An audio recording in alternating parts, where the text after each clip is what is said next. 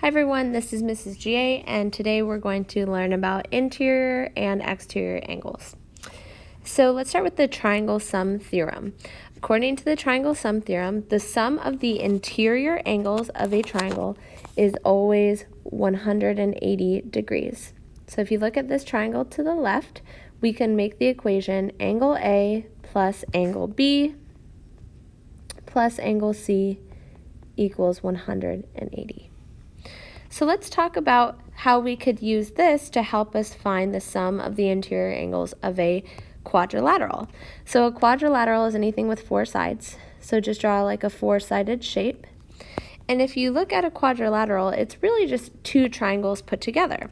So if I know that these three angles add up to 180 and these three angles add up to 180, I can just do 180 times 2 for the two triangles to get 360. Which is going to be the sum of the angles inside a quadrilateral.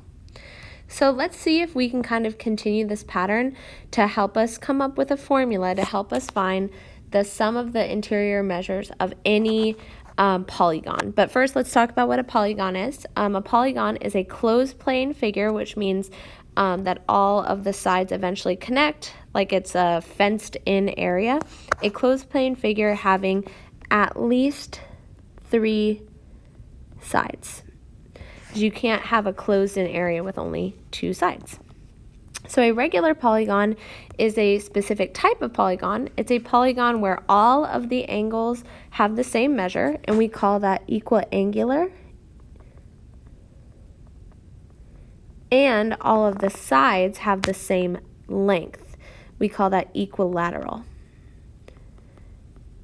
So again, if you have a shape where all of the angles are the same and all of the sides are the same length, we call that a regular polygon. So down here you can see that we have a little chart, and we're going to use this to see, again, if we can come up with a formula to help us find the sum of the interior angle measures for any polygon. So we know that for a triangle, there's one triangle, and it equals 180 degrees.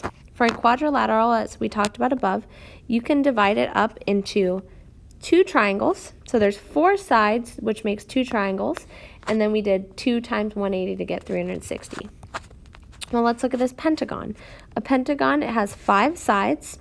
If you look at it, we could actually turn this into 3 triangles. So we would do 3 times 180, which equals 540 degrees. All right, let's look at this next one, hexagon. If you count up the sides, you'll see that it has 6 sides. Let's see how many triangles we can make from one corner. So 1, 2, 3, 4 triangles. So we're going to do 4 triangles times 180, and we get 720 degrees. A heptagon is something with 7 sides. Let's see how many triangles we can make. 1, 2, 3, 4, 5. So it has 5 triangles within. So we'll do 5 times 180 to get 900 degrees. And let's try an octagon last. So an octagon has 8 sides.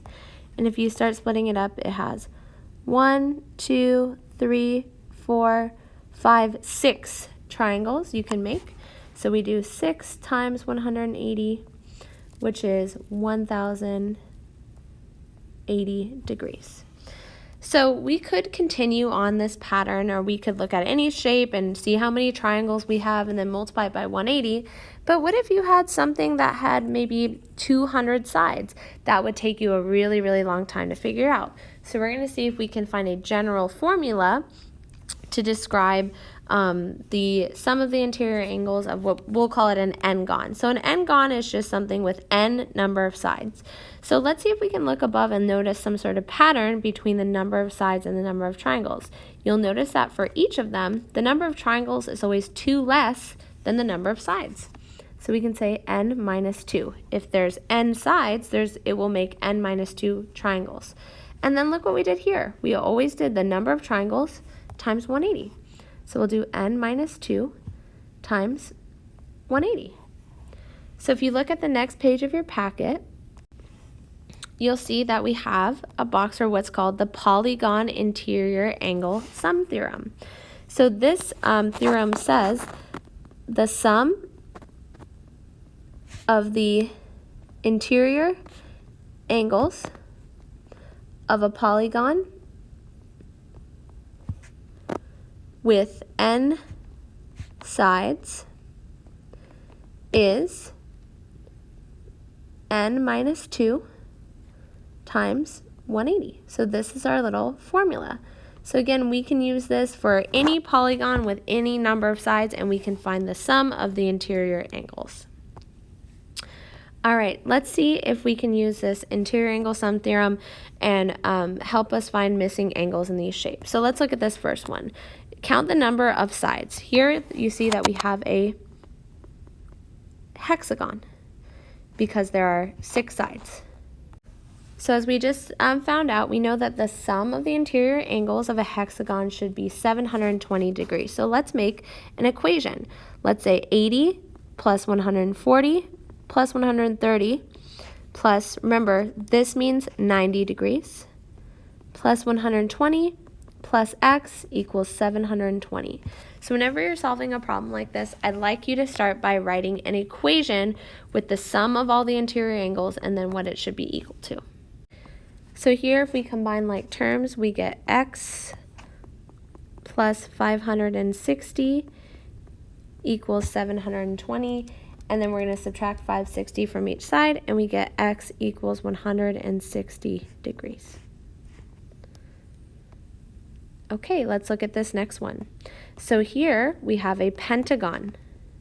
Pentagons have 5 sides, and we know that the sum of the interior angles here should be 540 degrees. So let's create an equation. Let's say 100 plus 90 plus 111 plus 124 plus x, we'll call this x degrees, equals 540. So same idea, we're going to combine like terms, and we get 425 plus x equals 540. And that leaves us with x equals 115 degrees. All right, last here we have a quadrilateral, 4 sides. And the sum of the interior angles should be 360. So let's set up our equation. 70 plus 110 plus 14x plus 23x minus 5 equals 360. So we're going to combine like terms, and we get 37x plus 175 equals 360. And let's subtract 175 from each side, and then we're going to divide both sides by 37, and we get x equals 5. Now here, notice in the directions we were trying to find the measures of the missing angles. So we found x, but we are not done. We need to actually substitute to find angle t. So angle t is 23x minus 5. Let's substitute x with 5. So we get angle t equals 110 degrees. And here, angle u equals 14 times x. Angle u equals 14 times 5. So angle u is 70 degrees.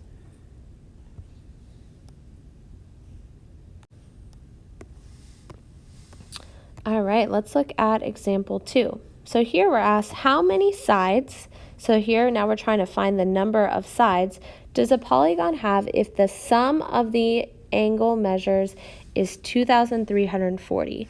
So let's start with our formula. We know that the sum, I'll say S, the sum of the interior angles is n minus 2 times 180. So this time we're actually going to be substituting for the sum, and we're finding n. So 2,340 equals n minus 2 times 180. And we can actually start in 2 different ways. We can distribute 180, or we can just start by dividing both sides by 180. So let's do that. And we get 13 equals n minus 2, and then I add 2 to each side.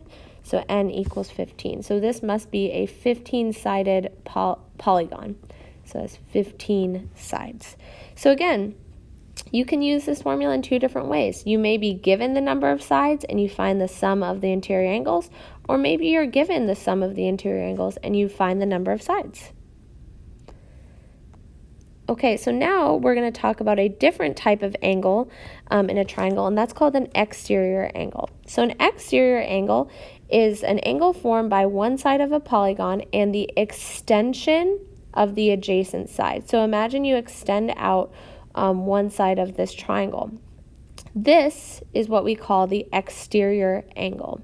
So each exterior angle has a pair of remote interior angles. So just so you know, remote in real life means far away. Like a remote island is a really far away island. So you'll notice that the remote interior angles are the two angles that are farther away from the exterior angle. So notice we're not using this angle. These are the two remote interior angles. So again, the exterior angle is made from the polygon and an extension of one of the sides. So using what we now know, our new vocabulary, we can talk about the exterior angle theorem, which says the measure of the exterior angle is equal to the sum of its remote interior angles. So in this case, our exterior angle would be angle 4, and it equals the sum of its remote interior angles, which would be 1 and 2. So we would say angle 4 equals angle 1 plus angle 2. So we can use this exterior angle theorem to help us find missing angles in a triangle. So here they first ask us to determine the measure of each exterior angle and what is the sum of these exterior angles. So we can solve this in a number of different ways, but let's see if we can go kind of out of our way to use that exterior angle theorem. So let's say I call this x to start. So this is my exterior angle, and it's going to equal the sum of the remote interior angle. So 40 plus 60. So x equals 100 degrees. So we know that all of these are straight lines, so let's just see what we get here. If this is 100, this must be 80. And same logic here. If this is 180 degrees, it's a linear pair, this must be 120. And then if this, again, is a linear pair and adds up to 180, this must be 140. And you can double check to see that it's right. So look at this exterior angle. 140 is equal to 80 plus 60, the remote interior. And this exterior angle, 120, is equal to 40 plus 80, which are the remote interior angles. So let's see what the sum of the exterior angles is in this case. We have 100 degrees plus 120 degrees plus 140 degrees, and it's actually 360 degrees. So it turns out that 360 degrees is actually going to be the sum of the exterior angles for any convex polygon. So it doesn't matter if it has 3 sides or 8 sides or 10 sides, the sum of the exterior angles is always going to be 360 degrees. So that might be a useful fact for you to know. Okay, for part B, let's see if we can find the angle of x, and again, we'll use that exterior angle theorem. So we can say x equals 45 plus 40, those are the remote interior angles, so x must equal 85 degrees. All right, and for part C, let's just see if we can solve for x. So again, angle CBD is our remote exterior, or it's our exterior angle, and it's going to equal the sum of angle C and angle A because these are the remote interior angles. Let's substitute what we know. 6x equals 3x plus 10 plus x plus 40. So we get 6x equals 4x plus 50. 2x equals 50, so x equals 25. And of course, we could substitute this in to find the measure of these angles, but here we're just finding x. Okay, let's do this last problem together. So here they say if the exterior angle drawn is 150 degrees, as you see here, we want to find the measure of angle, and the measure of angle D is twice that of angle E. Find the measure of the two remote interior angles. So again, they say the measure of angle D is twice that of E. Well, we don't know what either of them are, but we know that if we call this X, we could call this 2X. And now we can make an equation. We know that angle DFG is going to equal the sum of angle D and angle E because those are the remote interior angles to this exterior angle. So now we can substitute what we know. 150 equals 2x plus x. 150 equals 3x, so x equals 50.